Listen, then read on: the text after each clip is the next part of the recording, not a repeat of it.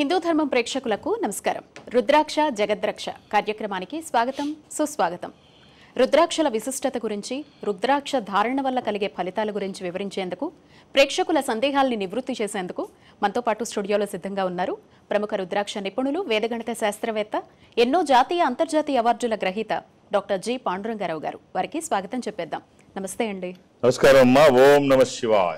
కార్యక్రమానికి స్వాగతం. శనివారం వస్తోందంటే మా హిందూ ధర్మం ప్రేక్షకులు కూడా మీకోసం 1000 కళ్ళతో ఎదురు చూస్తూ ఉంటారు. మీరు చెప్పే మోటివేషనల్ స్టోరీ కావచ్చు, ఆధ్యాత్మిక విశేషాల కోసం కావచ్చు. ఇవాళ మమ్మల్ని పాజిటివ్ వేలో తీసుకెళ్లేలా చెప్పబోయేటువంటి మోటివేషనల్ స్టోరీ ఏంటి? ఎప్పుడులాగా చిన్న కథ చెప్పుకొని కార్యక్రమంలోకి వెళదాం. ఒక అడవిలోంచి వెళదామని ఒక శిల్పి ప్రయాణం అయ్యాడు. అడవి ప్రారంభంలో కొంచెం దూరం వెళ్ళేసరికి, అంటే గ్రామాన్ని ఆనుకొని ఉన్న అడవిలో జనరల్ పూర్వకాలం పాత రోజుల్లో అలాగే ఉండేది. అవును, నగరాలు విస్తరించలేదు, పట్టణాలు అభివృద్ధి చెందనటువంటి రోజుల్లో ప్రయాణాలు ఎప్పుడు అడవుల మార్గంలోంచే ఉండేవి. ఈ ఊరి నుంచి ఆ ఊరికి వెళ్ళాలంతా అంతా అడవే. సరే, అలా వెళుతున్న శిల్పి ఒక మంచి శిల్పి. ఏదన్నా చూస్తే బ్రహ్మాండమైన శిల్పాన్ని అంటే శిల్పులు 2 రకాలు ఉంటారు. మామూలుగా శిల్పాలు చెక్కేవాళ్ళు ఒకళ్ళు ఉంటారు, ఇంకొకళ్ళు దేవతా విగ్రహాలను చెక్కేవాళ్ళు ఉంటారు.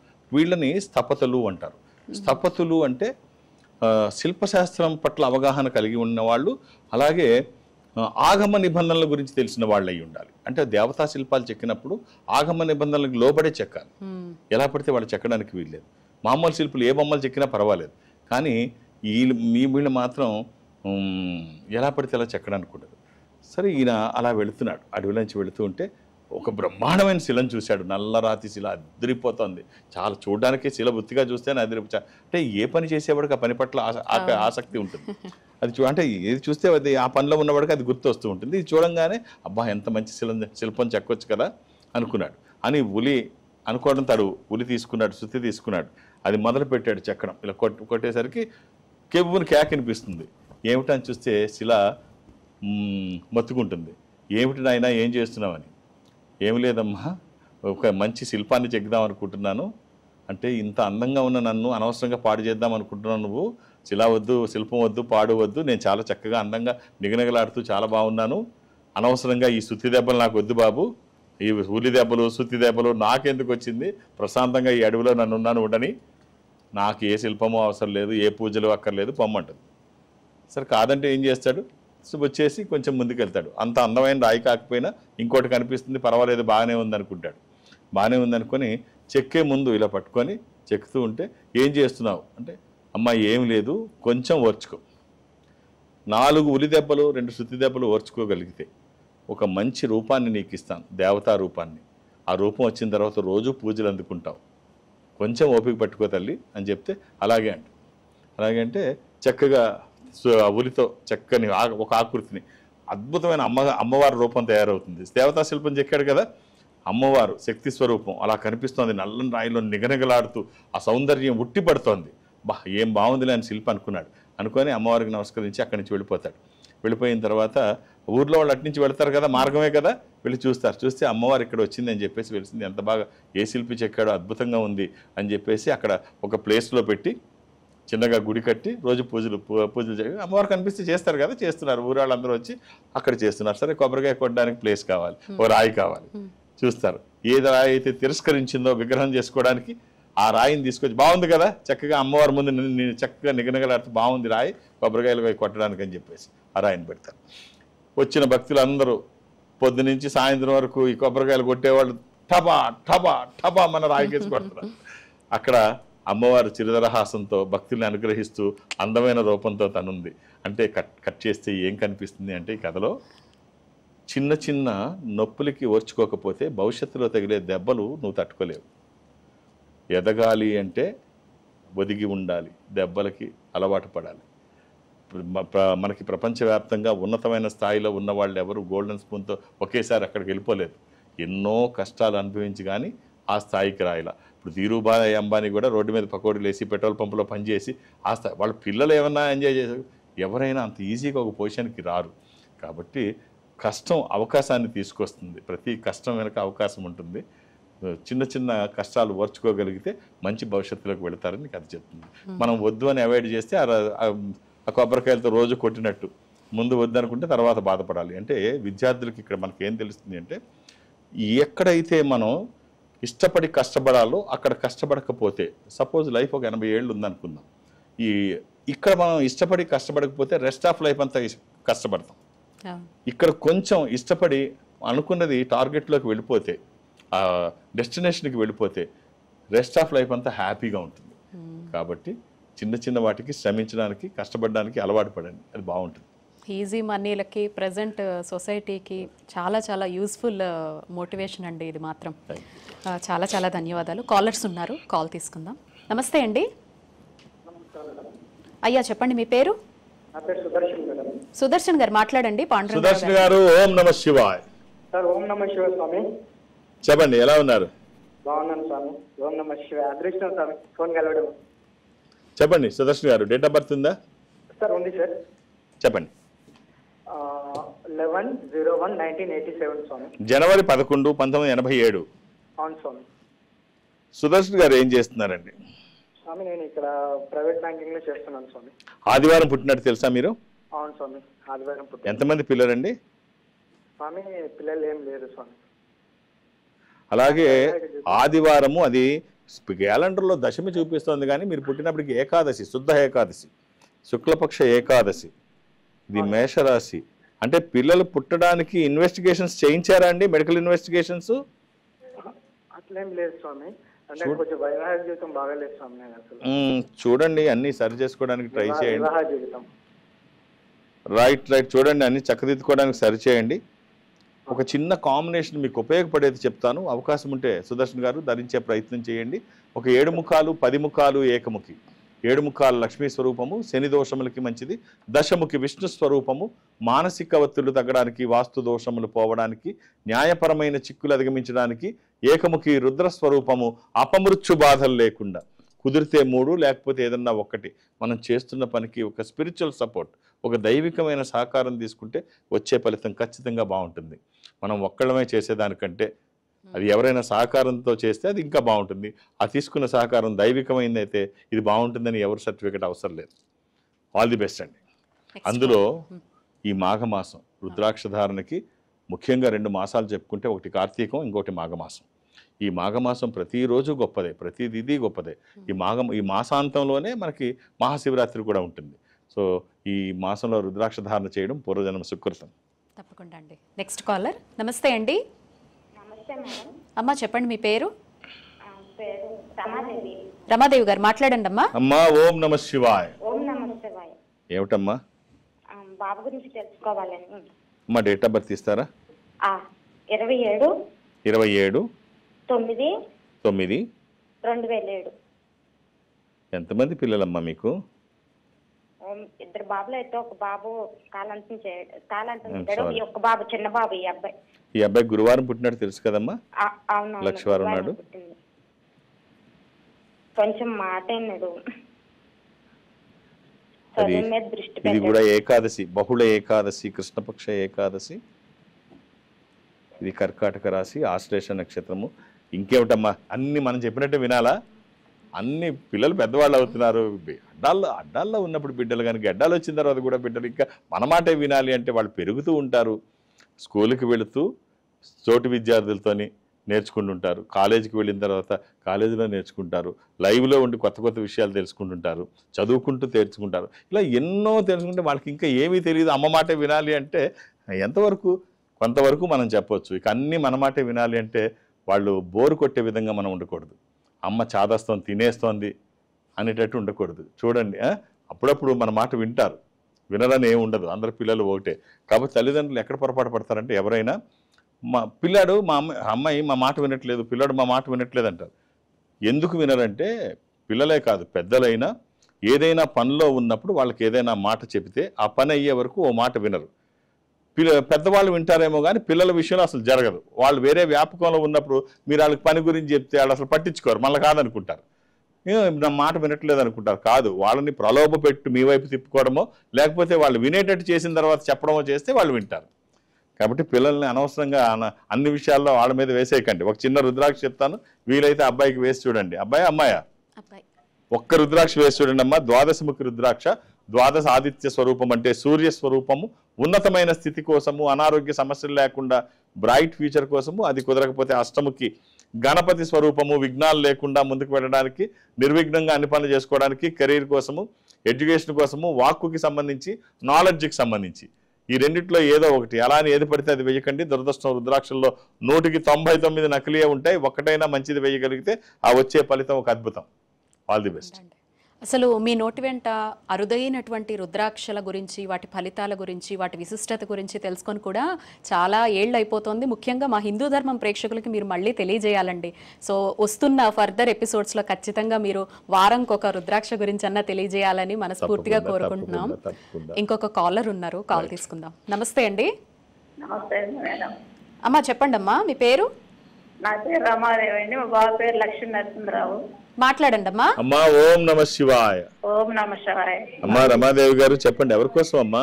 బాబు కోసం అండి. బాబు 1994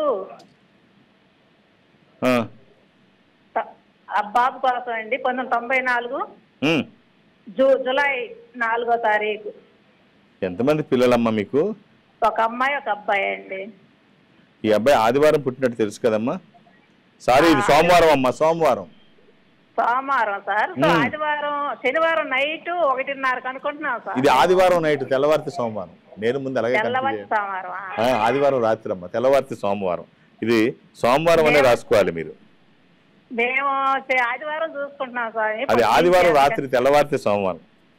4వ తారీఖు అంటే 3 రాత్రి అమ్మా. 3 రాత్రి, తెల్లవారితే 4 రాత్రి, నైట్ 1:30కి, తెల్లారితే 4 వచ్చింది. అమ్మా ఎంతమంది పిల్లలమ్మా?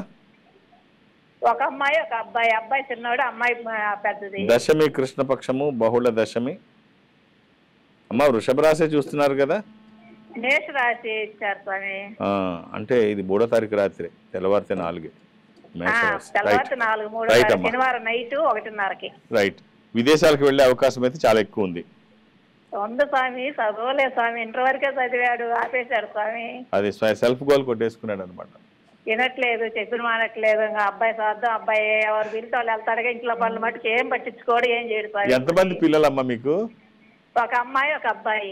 బాగా అబ్బాయిని ప్యాంపరింగ్ చేసినట్టున్నారు. అబ్బాయిని బాగా గారం చేసినట్టు. లేకపోతే చదువు ఎందుకు మానేస్తాడమ్మా? మేము మొత్తుకొని కొట్టి వాళ్ళ నాన్నగారు బాగా కొట్టి ఎన్ని చేసినా కూడా ఫ్రెండ్స్ పట్టుకొని తిరగటం మొదలు పెట్టేశారు బాగా. జాతకం ఇప్పటికీ బాగుంది, డోంట్ వరీ. వివాహం చేశారమ్మా?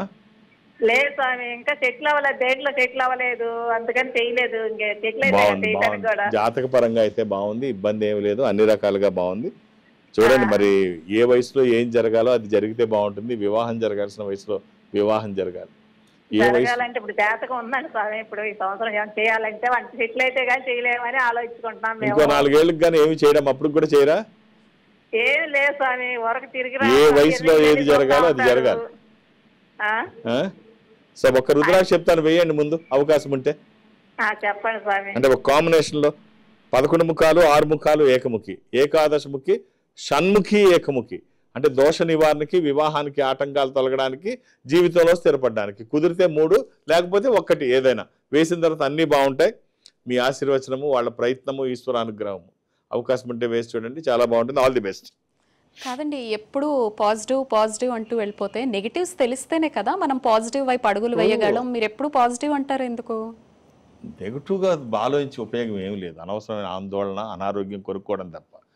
వాటి గురించి మాట్లాడే వాళ్ళు చాలా ఉంటారు, మనం వెనకలాగే వాళ్ళు చాలా మంది ఉంటారు. అంటే తెలుసుకోవడం కూడా ముఖ్యమే కదా. నెగిటివ్ లేదు, దాని గురించి ఆలోచించడమే కానీ ఎక్కువగా దాని గురించి ప్రయత్నం చేయడం కానీ అదే ధ్యాసలో ఉండడం కరెక్ట్ కాదు. ఎప్పుడో ఒకసారి ఏదన్నా వస్తే ఎలా ఎదుర్కోవాలని ఆలోచించడం వేరు, కానీ నా ప్రతి దాంట్లో నెగిటివ్ థాట్స్ రావడం మంచిది కాదు. ఏదైనా పాజిటివ్గానే ఉండాలి. నెగిటివ్ చాలా ప్రమాదకరమైంది. ఇప్పుడు భారతంలో కర్ణుడిని మించిన క్యారెక్టర్ ఉంటుందని మనం అనుకోక్కర్లేదు. అంతకంటే గొప్ప క్యారెక్టర్ అసలు ఉండదు. కర్ణుడు లేకపోతే భారతమే లేదు. అంత గొప్ప కర్ణుడిని కూడా చనిపోవడానికి ప్రధానమైన కారణం శల్య సారథ్యం అంటారు. ఇప్పుడు అనేక కారణాలు ఉండొచ్చు కర్ణుడి చావుకి. ప్రధానమైన కారణాల్లో అందుకనే కర్ణుడు చనిపోయినప్పుడు కూడా వచ్చి శల్యుడు క్షమించమని అడుగుతాడు కర్ణుడిని. కర్ణ, నీ చావుకి ప్రధానమైన కారణం నేను కూడా, నన్ను క్షమించు కర్ణ, తప్పలేదు, కావాలని చేయలేదు, నీ గొప్పతనం నాకు తెలుసు. సో ఏం చేశాడు కర్ణుడిని? ఏమిటి ఓడిపోవడానికి, కర్ణుడు చనిపోవడానికి ప్రధానమైన కారణం శల్యుడని ఎందుకంటారంటే శల్య సారథ్యం అంటుంటారు. అప్పుడు నేను విన్నావలేదు. ఎవడన్నా ఏదన్నా మనకు వ్యతిరేకంగా లేకపోతే అనుకూలంగా ఉండి అటువైపు చేస్తున్నప్పుడు వీడు శల్య సారథ్యం చేస్తున్నాడు అంటారు. అంటే ఇటువైపే ఉండి కించపరచడం అనమాట. అగో నువ్వు అర్జునుడి వైపు పోనీ రథాననంగానే వీళ్ళు ఏం చేస్తావు? అర్జునుడితో నీకిద్దం ఏమిటి? అర్జునుడు మహాయోధుడు, నువ్వెక్కడ అర్జునుడు ఎక్కడ? ఏం చేశాడు పాపం? ఆ బాణం ఎక్కువ పెట్టంగానే చాలులే, పెద్ద పోజు ఎక్కువైపోయింది, ఈ పోజులకేం తక్కువ లేదు, అర్జునుడు దగ్గరికి బాణం వెళ్లకుండానే ఇది కింద పడిపోద్ది, ఈ మాత్రం దానికి ఇంత బిల్డప్ దేనికి? ఈ టైపు తనదైన భాషలో ఆ టెర్మినాలజీలో కించపరుస్తూ ప్రతి కదలికని కించపరుస్తూ కర్ణుణ్ణి అర్జునుడిని చాలా గొప్పగా చెప్తూ తినెందుకు పనికిరావడం అని చెప్తూ ఏం ఉత్సాహంతో చేస్తాడు. సో అందుకనే నెగిటివ్ ఎప్పుడూ మంచిది కాదు. కర్ణుడు లాంటి వాడికే అంత దారుణమైన మరణం ఈ నెగిటివ్ థాట్స్ వల్ల, నెగిటివ్ వాక్యాల వల్ల రావడం మామూలు వాళ్ళ మనం ఎంత. కాబట్టి ఎప్పుడు ఆల్వేస్ పాజిటివ్గా ఉండాలి, పాజిటివ్గా థింక్ చేయాలి, మంచి మంచి ఆలోచనలు చేయాలి. మనం ఏం ఆలోచిస్తే అది జరుగుతుంది అంటారు పెద్దవాళ్ళు, పైన తదాస్తు దేవతలు ఉంటారు అంటారు. సో మనం మంచి మాట్లాడుకున్నా చెడు మాట్లాడుకున్నా తదాస్తు అంటారు. కాబట్టి అప్పుడు చెడు అనుకున్నప్పుడు తదాస్తు అంటే చెడు జరుగుతుంది కదా, మనం ఎందుకు అనుకోవాలి? నెగిటివ్ థాట్స్ అసలు ఎందుకు మనకి? పాజిటివ్గా అనుకుంటే తదాస్తు అంటారు, అది జరుగుతుంది. కాబట్టి ఎప్పుడు పాజిటివ్గా ఉండండి, బీ పాజిటివ్. మీరు ఇంత పాజిటివ్గా ఉంటారు కాబట్టి మిమ్మల్ని కలవడానికి వాళ్ళంతా అంత పరితపించేది. ఈసారి ఎక్కడ ఉండబోతున్నాయి పర్యటనలు? మిమ్మల్ని కలవడం ఎలా? ఇంకోటి ప్రధానమైనది ఇక్కడ చాలా ముఖ్యమైనది చెప్పుకోవాల్సింది ఏంటంటే, ఇప్పుడు మేము ఆధ్యాత్మిక స్థానంలో గురుస్థానంలో ఉన్నప్పుడు, ఇది తండ్రి స్థానం గురుస్థానం అన్నప్పుడు మా దగ్గరికి ఎందుకు వస్తారు అంటే మంచి జరుగుతుందన్న నమ్మకంతో వస్తారు. అక్కడికి వెళ్తే మంచి జరుగుతుంది, అంతే కదా, లేకపోతే ఎందుకు వస్తారు? మంచి జరుగుతుందని వచ్చినప్పుడు మంచి జరిగే మాటలే మాట్లాడాలి, ఆశీర్వదించే విధంగాను మంచి జరిగే విధంగా చెప్పాలి తప్ప శపించే విధంగా నెగిటివ్ వర్డ్స్ మాట్లాడకూడదు. నీ జాతకం బాగాలేదు, నీ పెళ్లి చేస్తే నీ కూతురు ముండమ వస్తుంది, లేకపోతే ఇది హోమం చేయకపోతే నీ కొడుకు ప్రమాదం, మృత్యుంజయ హోమం చేయాలి, లేకపోతే ఏం తెలియజేస్తున్నారు? మృత్యుంజయ హోమం అంటే చేస్తాడని కదా చెప్పేది. సో ఇలాంటి నెగిటివ్ వల్ల ఏం ఉపయోగం ఉంటుంది? కాబట్టి పిల్లల్ని టార్గెట్ చేసే వాళ్ళు వీళ్ళు ఉంటారు.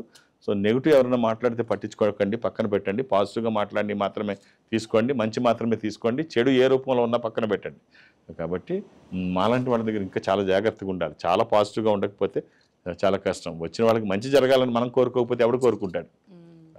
ఈసారి ఎక్కడండి పర్యటనలు ఎక్కడ జరగబోతున్నాయి? నేను ఒక ఆధ్యాత్మిక సంస్థలో ఉంటాను. ఈ సంస్థ ప్రపంచవ్యాప్తంగా ఉంటుంది. జనరల్గా నేను ఎక్కడికి వెళ్ళడానికి అవకాశం లేకపోయినా వారానికి ఒక రోజు ఎక్కడికో వెళుతూ అది గురువారం నాడు పెట్టుకునేవాడిని. ఈసారి గురువారం నాడు కాకుండా బుధవారం నాడు మహాశివరాత్రి వచ్చింది కాబట్టి ఆ రోజు ఉదయం పూట హైదరాబాద్లో ఉండి మధ్యాహ్నం నుంచి నేను విజయవాడలో ఉంటాను. విజయవాడలో కొన్ని గంటలు మాత్రమే నా పర్సనల్ వర్క్కి నేను అక్కడికి వెళుతున్నాను కాబట్టి అది ఆధ్యాత్మిక కార్యక్రమమే నేను వెళ్ళేది కూడా. సో అక్కడ మధ్యాహ్నం నుంచి విజయవాడ కార్యాలయంలో అందుబాటులో ఉంటాను. మీరు వేరు సెల్ ఫోన్లోంచి వేరు మొబైల్స్లోంచి పేర్లు నమోదు చేయించి 2-3 చేయకుండా ఒక్క పేరే నమోదు చేయించండి. ఈ మహాశివరాత్రి రోజు రుద్రాక్ష దానం చేయాలని చాలామంది అనుకుంటారు, వాళ్ళకు కూడా అవకాశం ఇవ్వండి. అందులో నాకు సంఖ్య కాదు కావాల్సింది, సమయం. ఒక జాతకాన్ని అనలైజ్ చేసినప్పుడు నేను మామూలుగా 8 సెకండ్లో ఇక్కడ జాతకాన్ని చూస్తాను. ఈ 8 సెకండ్లలోనే 150 స్టెప్స్ ఇక్కడ వేసుకుంటాను. ఈ 8 సెకండ్లలో నేను ఇక్కడ జాతక పరిశీలన చేస్తూ నేను మెదడుతో ఆలోచించి ఇక్కడ రంగిస్తుంటాను, నోటితో మాట్లాడుతుంటాను, పెదాలు కదులుతుంటాయి, ఇక్కడ చేతులు కదులుతుంటాయి. ఈ అన్ని పనులు 8 సెకండ్లోనే చేస్తాను. అలాంటిది నాకు 1 నిమిషం 2 నిమిషాలు టైం ఇస్తే ఆ జాతకాన్ని చాలా బాగా అనలైజ్ చేయగలనని నాకు నమ్మకం ఉంది. నాకు మీరు సంఖ్య కాదు ఇవ్వాల్సింది, కొంచెం సమయం ఇవ్వండి. ఈ జాతకం ఎలా ఉంది, ఈ జాతకంలో ఏమి అవకాశాలు ఉన్నాయి, ఏ రుద్రాక్ష ధారణ చేస్తే ఉన్న స్థితి నుంచి ఉన్నతంగా ఎదుగుతారు అని చెప్పడానికి నాకు అవకాశం ఉంటుంది. కాబట్టి మీరు 2-3 పేర్లు నమోదు చేయించకండి, ఒక్కొక్క పేరు అక్కడ విజయవాడలో చేయించండి. ఇక నన్ను హైదరాబాద్లో కలవడానికి నేను ఎవరికి అపాయింట్మెంట్స్ ఇవ్వను, ఏ రికమెండేషన్స్ తీసుకోను. నన్ను కలవడానికి ఇవేం అవసరం లేదు, నేను ఉన్నప్పుడు వస్తే చూసేస్తాను అంతే. నాకు డైరెక్ట్గా కానీ ఇండైరెక్ట్గా కానీ కన్సల్టేషన్ ఫీజు కూడా ఉండదు. ఇండైరెక్ట్గా అంటే ఫ్రూట్స్ స్వీట్స్ కూడా నేను అలౌ చేయను. నా వాటర్ నేను తెచ్చుకుంటా, లంచ్కి కూడా వెళ్ళను, అక్కడే కూర్చున్నాను. కాబట్టి నన్ను కలవడానికి ఇవేం అవసరం లేదు. దూర ప్రాంతాల నుంచి కూడా హైదరాబాద్ రావాల్సిన అవసరం లేదు, ఎందుకంటే ఈ సంస్థ అన్ని చోట్ల ఉంటుంది. నేను దక్షిణ భారతదేశం అటెండ్ అవుతాను, సౌత్ ఇండియా. ఈ సౌత్ ఇండియాలో ఈ సంస్థకి మీరు ఎక్కడైనా దగ్గరగా ఉంటే, అంటే మీరు బెంగళూరు ఆఫీస్కి వెళ్తే వాళ్ళు ఒక స్పెషల్ స్క్రీన్ ముందు మిమ్మల్ని కూర్చోబెడతారు ఒక రూమ్లో. నేను నా రూమ్లో కూర్చొని మీతో మాట్లాడే ప్రయత్నం చేస్తాను. ఆ విధంగా అంటే మీరు ఈ సంస్థకి దగ్గరగా సౌత్ ఇండియాలో, అది బెంగళూరు కావచ్చు, చెన్నై, విశాఖపట్నం, విజయవాడ, తిరుపతి, రాజమండ్రి, శ్రీశైలం, వేములవాడ, కాళహస్తి, ఇలా ఎక్కడికి వెళ్ళినా మా వాళ్ళు మాట్లాడించే ప్రయత్నం చేస్తారు, మాట్లాడే ప్రయత్నం నేను చేస్తాను మీతో. ఆ విధంగా నాతో మాట్లాడినా, డైరెక్ట్గా హైదరాబాద్ వచ్చి నన్ను కలిసిన బుధవారం నాడు విజయవాడలో నన్ను కలవాలనుకున్నా. ఒక్కొక్క డేట్ ఆఫ్ బర్త్ మాత్రమే నేను చెక్ చేయడానికి నాకు అవకాశం ఉంటుంది. అర్థం చేసుకొని సహకరించండి. ఇంతలో వర్క్ లోడ్ నా మీద ఉంటుంది. తప్పకుండా అండి. కాలర్స్ ఉన్నారు, ఒక కాల్ తీసుకుందాం. నమస్తే అండి. నమస్తే మేడం. అయ్యా చెప్పండి, మీ పేరు? నా పేరు రవికుమార్ అండి, సూర్యాపేట నుంచి మాట్లాడుతున్నాను మేడం. రవికుమార్ గారు, ఓం నమ శివాయ్. ఓం నమ శివాయ గురుగారు. ఎలా ఉన్నారు? అవునారా గురుగారు? ఫస్ట్ క్లాస్ అండి, థ్యాంక్ యూ. ఆ గురుగారు నా గురించే తెలుసుకుందాం అనుకుంటున్నాను Date of birth గురుగారు. జూలై 14 జూలై 14th జూలై 1975 గురుగారు. టైం వచ్చేసి మధ్యాహ్నం 2:30. ఎంతమంది పిల్లలండి? ఒక పాప గురుగారు. సోమవారం పుట్టినట్టు తెలుసు అనుకుంటాను మీరు. మండే, అవునండి సోమవారం గురుగారు. ఏం చేస్తున్నారండి? మాది బిజినెస్ అండి, ఫ్యాన్సీ స్టోర్స్ గురుగారు. ఇది సప్తమి శుక్లపక్షము, శుద్ధ సప్తమి. ఇది కన్యా రాశి. చాలా బాగుందండి జాతకం. 11 ముఖాలు, 7 ముఖాలు, ఏకముఖి. ఇది ఆర్థిక ప్రయోజనాల కోసము, ఆరోగ్యం కోసము ఒక మంచి కాంబినేషన్ అండి. 11 ముఖాలు, ఏకాదశముఖి, ఏకాదశ రుద్ర స్వరూపము. ఇది హనుమాన్ స్వరూపము కూడా. ఆధ్యాత్మికంగా మంచిది, ఆరోగ్యపరంగా మంచిది, భయాందోళనకు అవకాశం లేనటువంటిది. అలాగే 7 ముఖాలు, ఇది లక్ష్మీ స్వరూపము. శని దోషములకి మంచిది, ఏకముఖి రుద్ర స్వరూపము. అపమృత్యు బాధలు లేకుండా ఈ 3 కలిపి, లేకపోతే ఏదన్నా ఒకటి ఇది వచ్చిన తర్వాత చాలా బాగుంటుంది. All the best. తప్పకుండా అండి. ఈరోజు స్వచ్ఛమైన రుద్రాక్ష అంటే మన రుద్రాక్ష ఫౌండేషనే గుర్తొస్తోంది. అలాగే ఇప్పుడు కరుంగళి మాల కూడా మన దగ్గర స్వచ్ఛమైంది దొరుకుతోందని వినిపిస్తోంది. ఒక్కసారి తెలియజేయరా? కరుంగళి మాల ఈ మధ్య బాగా అది ఎక్కువైపోయింది. ఎక్కడ చూసినా ఆ ట్రెండ్ ఎక్కువైపోయింది.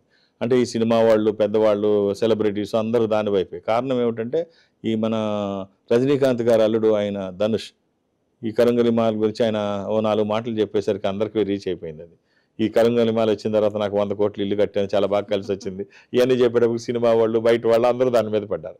ఎక్కడైతే నమ్మకం ఉంటుందో మోసం కూడా అలాగే ఉంటుంది. ఎప్పుడైతే అందరూ దాని మీద పడ్డారో ఎవరికి అందుబాటులో వాళ్ళు అది క్యాష్ చేసుకోవడానికి ట్రై చేస్తారు. సో అందుకని అసలు కంటే నకిలీల సంఖ్య బాగా ఎక్కువైంది. అందరూ మా సంస్థను కూడా ఈ కరుంగళి ఉందా అనేటప్పటికి లేదని చెప్పడం బాగోదు కదా. పెట్టాలి, పెట్టినప్పుడు అది ఖచ్చితమైనది పెట్టాలి, మళ్ళీ సంస్థకి బ్యాడ్ తేడా వస్తుంది.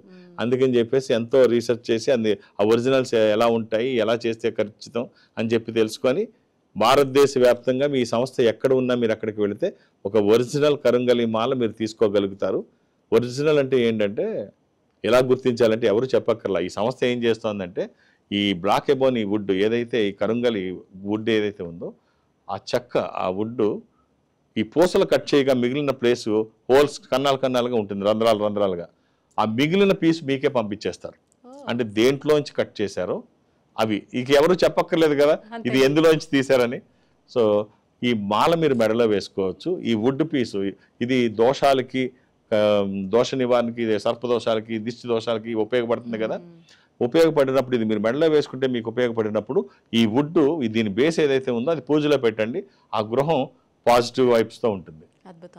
అందుకనే ఇది పూజలో పెట్టి ఇది మెడలో వేసుకొని మీరు పే చేయాల్సింది కరుంగళి మాలకి మాత్రమే. అలాగే మీరు భారతదేశంలో ఏ మూల నుంచి మీరు కొరియర్ తెప్పించుకోవచ్చు. కొరియర్ అయితే మీరు పే చేయాలి. సంస్థకి అయితే మీరు అక్కడికి వెళ్ళి తీసుకోవచ్చు. లేకపోతే కొరియర్ తెప్పించుకుంటే ఛార్జెస్ మీరు అదనంగా పే చేయాలి అంతే. అది ఒరిజినల్ వస్తుందని ప్రత్యేకించి ఎవరు చెప్పక్కర్లేదు. అదే కరెక్ట్. నెక్స్ట్ కాల్ తీసుకుందాం. నమస్తే అండి. అయ్యా చెప్పండి, మీ పేరు చెప్పండి. నా పేరు వెంకటేశ్వర్లు అండి. మాట్లాడండి. వెంకటేశ్వర్లు గారు, ఓం నమ శివాయ. మా బాబు గురించి అడుగుదాం అనుకుంటున్నా. డేట్ ఆఫ్ బర్త్ ఇస్తారా? 26/10/2001. ఎంతమంది పిల్లలండి మీకు? ఒక్క బాబే సార్. శుక్రవారం పుట్టినట్టు తెలుసా? ఒక్క బాబే. శుక్రవారం పుట్టినట్టు తెలుసా అండి? శుక్రవారమే సార్. అవునండి. అలాగే పేరు అది నవమి శుక్లపక్షము, శుద్ధ నవమి. ఇది మకర రాశి. అమ్మాయికి మీరు ఇవ్వాల్సిన రుద్రాక్ష త్రయోదశి, 13 ముఖములు కలిగిన ఈ రుద్రాక్ష ఇంద్ర రుద్రాక్ష, రూలింగ్ రుద్రాక్ష, కమాండింగ్ రుద్రాక్ష. అనుకున్నది సాధించడానికి, సంకల్పం సిద్ధించడానికి, కోర్కెల సాఫల్యం కోసం జాతక పరంగా అవసరమైంది కూడా త్రయోదశి. ఇది కుదరకపోతే నవముఖి అమ్మవారి స్వరూపము కూడా వేయవచ్చు. ఎప్పుడు 24/7 ఎప్పుడు వేయవచ్చు. ఎలాంటి నియమాలు లేవు. ఇది వచ్చిన తర్వాత బాగుంటుందని ఎవరు సర్టిఫికెట్ అవసరం లేదు. All the best. చాలా ధన్యవాదాలండి. ప్రేక్షకుల సందేహాలు నివృత్తి చేశారు. చక్కని మోటివేషన్ అందరినీ చైతన్యపరిచారు. చాలా ధన్యవాదాలు. ఇది ఇవాల్టి రుద్రాక్ష జగద్రక్ష కార్యక్రమం. చూస్తూనే ఉండండి హిందూ ధర్మం.